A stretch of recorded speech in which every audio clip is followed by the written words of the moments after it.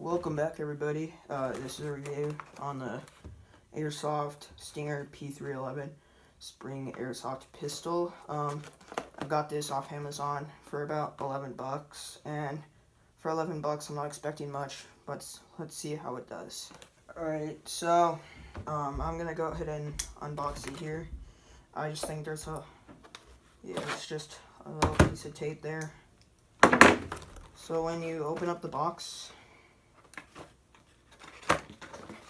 you get instruction manual. Didn't really need that. And then I was kind of surprised when I opened this.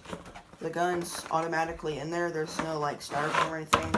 Out comes the gun, just like no wrapping or anything. So the overall construction of the gun, the safety is right here. It's just a lever safety. Press up, that's safety. Press down, that's fire. These parts aren't really functional. Here's the mag release. Press it down. 12-round magazine. It's a plastic mag. Has a spring in there. You just press this thing down, pull this plastic piece down, and load your BBs in there. And you load it just like that. It does have a functional hammer. However, when you fire the gun, you can do that with the hammer. It doesn't really do anything. It's just for cosmetic reasons.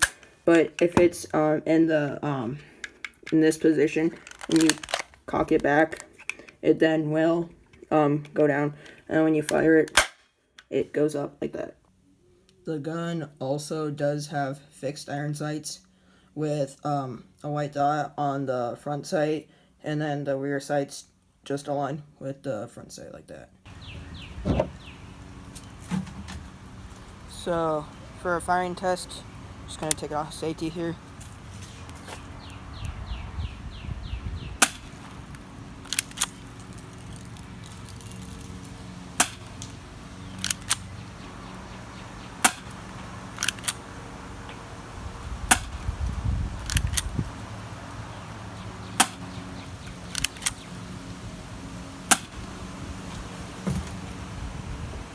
In the end, I'm actually pretty surprised for this being about $11 pistol.